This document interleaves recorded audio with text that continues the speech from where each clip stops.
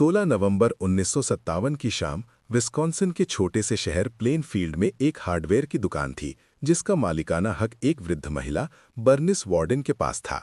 शहर के लोग जब भी किसी चीज की जरूरत महसूस करते यही दुकान आते। इसी वजह से बर्निस सभी को अच्छी तरह जानी जाती थी।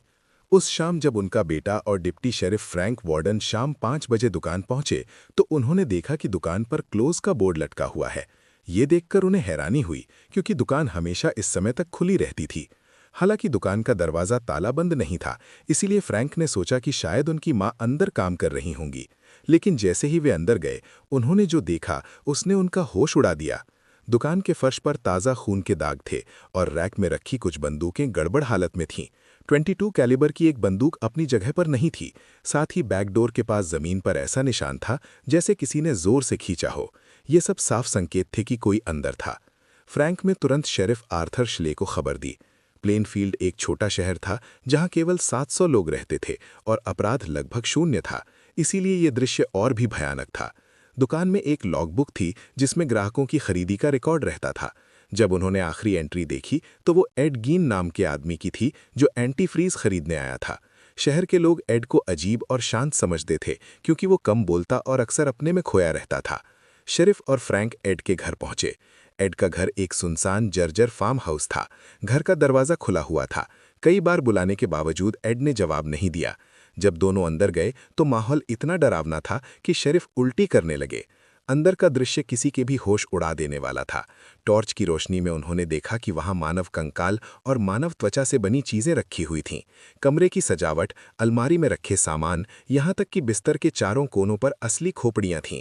एक कोने में महिला के चेहरे की मास्क रखी थी जो 1954 में गायब हुई मेरी होगन की थी। रसोई में हाल और भी भयानक था। वहां कुछ अंग उबलते पानी में थे और 9 महिलाओं के शरीर के कुछ हिस्से फ्रिज में रखे थे। एक महिला का सूट जो अलग अलग महिलाओं की त्वचा से बनाया गया था वहां भी मिला। ये सब देखकर शेरिफ और फ्रैंक की समझ पागलपन की सीमा को पार कर गई। सवाल ये था कि एड गीन और ये भयानक चीजें कैसे जुड़ी थीं। एड गीन का बचपन और मानसिक विकार। एड गीन का पूरा नाम एडवर्ड थियोडोर गीन था। उनका जन्म 27 अगस्त 1906 में लाक्रॉस विस्कॉन्सिन में हुआ। उनके पिता जॉर्ज, माता ऑगस्टा और बड़े भाई हेनरी के साथ उन्होंने बचपन बिताया। एड का बचपन किसी दुष्स्वप्न से कम नहीं था। उनके पिता शराबी थे और अक्सर माँ और बच्चों को पीटते थे। उनकी माँ ऑगस्टा बहुत धार्मिक और सख्त महिला थीं।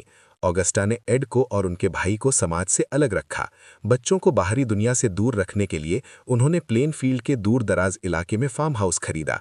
एड को केवल माँ की बातें समझ में आती, बाकी सब उसके लिए दूषित था। एड पढ़ाई में कमजोर था और 8वीं कक्षा के बाद स्कूल छोड़ दिया।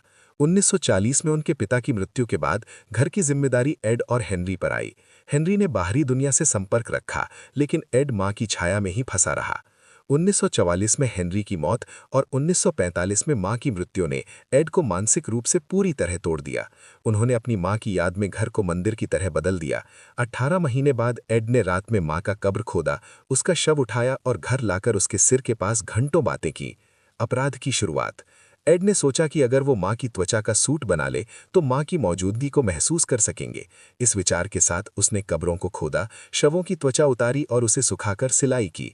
धीरे धीरे उसने महिलाओं की हत्या और कब्र से शव निकालने की प्रवृत्ति विकसित की। उसने 1954 में मेरी होगन की हत्या की और उसी तरह 16 नवंबर 1957 को बर्निस वार्डन की भी हत्या कर दी।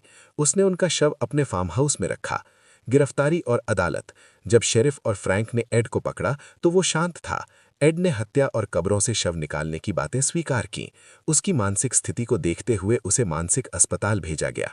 1968 में उसे बर्निस वार्डन के मामले में मुकदमा सुनने के लिए तैयार माना गया, लेकिन मानसिक अस्थिरता के कारण उसे दोषमुक्त कर दिया गया। वो मेंडोटा मानसिक स्वास्थ्य संस्थान में रहा और 26 जुलाई 1984 को 70 वर्ष की उम्र में निधन हो गया। एड गीन की विरासत। एड गीन का नाम आज भी हॉरर फिल्म और कहानीकारों में जीवित है। उनके अपराधों से प्रेरित होकर Psycho, The Texas Chainsaw Massacre और The Silence of the Lambs जैसी फिल्में बनाई गईं। अक्टूबर 2025 में नेटफ्लिक्स ने भी मॉन्स्टर द एड गीन स्टोरी नामक सीरीज बनाई। प्लेनफील्ड का ये मामला अमेरिका के इतिहास में हमेशा एक ऐसा घाव बना रहेगा जिसे भुलाया नहीं जा सकता।